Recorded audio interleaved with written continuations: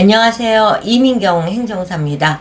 오늘은 KC 인증을 받지 않은 경우 어떻게 대응을 해야 될지에 대한 전략과 대응 방안에 대해서 말씀드리겠습니다.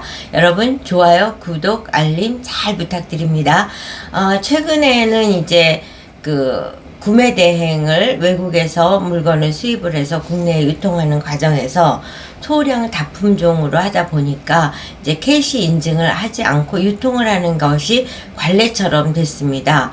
그렇게 하다가 이제 제품안전관리원이라든가 국가기술표준원으로부터 행정처분의 공문을 받고 당황을 해서 연락을 주시는 경우들이 많습니다. 그때 과연 어떻게 대응을 해야 되고 어떻게 대응을 했을 때 처벌의 수위가 낮아질 수 있는지에 대한 말씀을 드리는 것이 오늘 영상의 포인트입니다.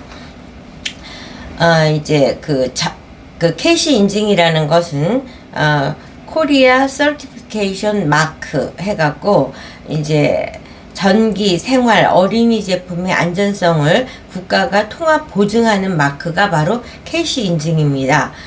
전기용품 및 생활용품 안전관리법 5조에 따라서 안전인증을 할 때 이제 여러가지 모델 출고 그런 것들을 인증을 받아야 되는데, 이거를 어길 경우는 과태료에 그치지 않고 판매 중지 명령, 형사고발, 검찰까지 이첩이 되겠습니다. 그래서 어찌됐든 KC 인증을 안 받았다는 것이 확인이 됐을 경우에는 그것은 이제 일단 시작을 하면은 제품안전관리원으로부터 그 다음에 경찰 내지는 지자체로 가두고 그 다음에 검찰로 넘어가고 더 할 경우에 이제 법원까지 넘어가는 거죠.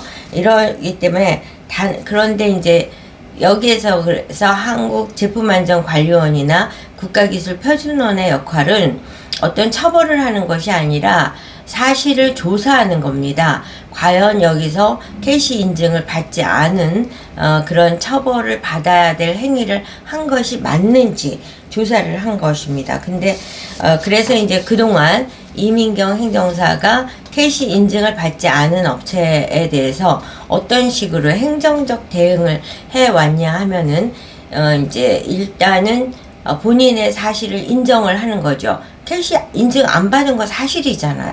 그래서 사실이지만 내가 잘 몰랐다, 또는 어떤 오해가 있었다, 또는 이러한 시도를 했는데 결과가 아직 안 나온 상태다, 이런 식의 이제 사실을 인정하고, 그리고 내가 굉장히 어려운 형편이고 많이 팔지도 않았고 등등 읍소를 해서 선처를 받을 수 있는 요소를 만들어서 소명서를 제품안전관리원에 보내는 거예요. 그 현장 실사 나왔을 때 그 사람이 그 내용을 인지하거나 숙지하는 게 어렵기 때문에 사전에 메일로 보내고 전화를 해서 이와 같은 사정을 설명을 해놓으면 인간인지라 그래도 뭔가 노력을 하고 있구나, 자기 잘못을 인식하고 있구나, 이런 생각을 하고 현장 실사를 나왔을 때는 굉장히 유화적인 분위기로 이제 현장 실사를 하고 그 담당자가 느낀 대로 이제 경찰에 넘기게 되는 거니까 이첩할 때 어떤 코멘트를 넣어서 보내느냐가 또 경찰이나 검찰에서 처벌의 수위가 결정되는 요소이기 때문에 제품안전관리원의 담당자의 마음을 움직이는 것은 매우 중요합니다. 그래서 여기서 중요한 점은 이거는 사법부 재판이 아니고 행정부 처분 절차라는 점을 인식해야 됩니다.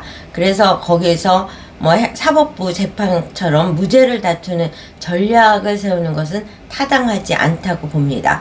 그래서 사실은 그동안 이민경 행정사에게 의뢰한 모든 분들은 이민경 행정사의 가이드에 따라서 소명서를 제출하고 제품안전관리원이나 국가기술표준원의 담당자의 마음을 움직여서 그 단계에서 이제 이첩이 안 되는 경우도 드물게 있었고 대부분은 이첩이 됩니다. 근데 소명의 내용이 정말 이첩할 것까지는 없겠다. 이렇게 이제 아주 판매량도 적고 뭐 이런 경우 그런 아주 행운도 있은 적은 있지만 대다수는 이제 경찰로 넘어가고 검찰로 넘어갑니다.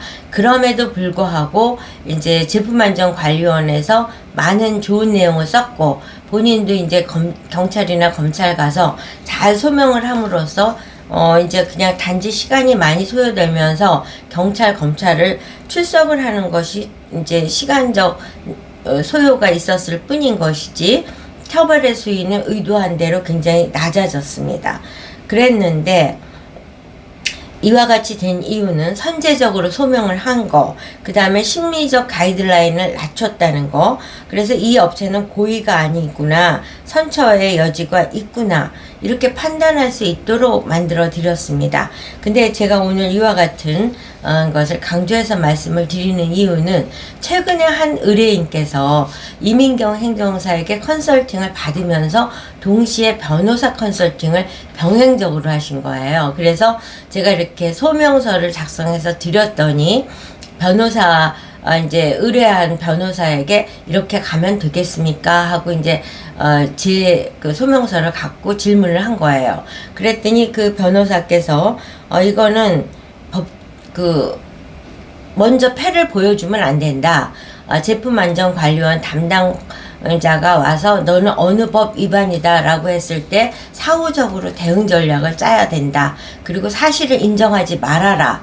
그리고 오히려 제품안전관리원이 조사하도록 이제 너의 그 잘못이다 라는 쪽으로 대응을 해라 뭐 이런 식으로 요청을 했다는 거예요. 그래서 사실은 뭐 그럴 때 저도 그 사람하고 그 논리가 틀리다 라는 거에 다툼을 해야 되는데 뭐 그렇게 저를 100% 신뢰하지 않고 변호사한테 자문을 구해서 제가 쓴 논리를 다른 논리로 해달라 이러는 입장이니까 제 입장에선 그냥 순순히 그렇게 하세요. 의도를 반영해서 작성을 해드리겠습니다.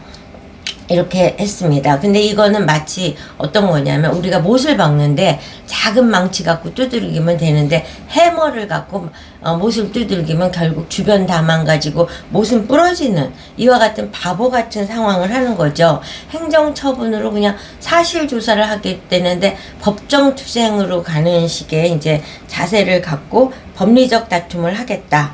그리고 설명서 제출을 거부하고 선제적 대응을 하지 않는 쪽으로 그래서 현장실사 왔을 때 그때 제출을 하고 어느 법 위반이냐 그러면 그 다음에 대응을 하겠다 이런 식의 이제 전략을 짠 거죠. 그래서 제가 수정해서 작성해준 소명서도 제출을 하지 않은 거예요.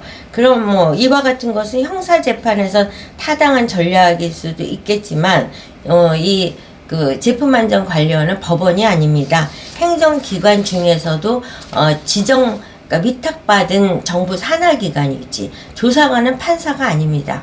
그리고 현장실사는 재판이 아닙니다.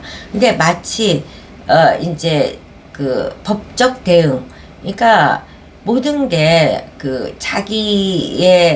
자기가 소속되어 있는 또 경험한 거에 의해서 모든 것을 바라보고 질문하고 생각하고 대응하는 뭐 이런 식의 태도를 갖는 건데 행정과 관련한 것을 행정사를 절대적으로 신뢰하고 진행을 하셔야 되는데 이거는 사법부와도 관계가 없는 건데 이제 변호사분하고 컨설팅을 하면서 동시에 컨설팅을 하면서 이와 같은 이제 우를 범하시는 거죠. 근데 제 입장에서는 그걸 갖고 막 목에 핏대를 올리면서 싸워야 될 일은 없으니까 원하는 대로 해드렸습니다. 그랬는데 이제 하루 전날 의뢰인이 메시지가 왔어요. 뭐라고?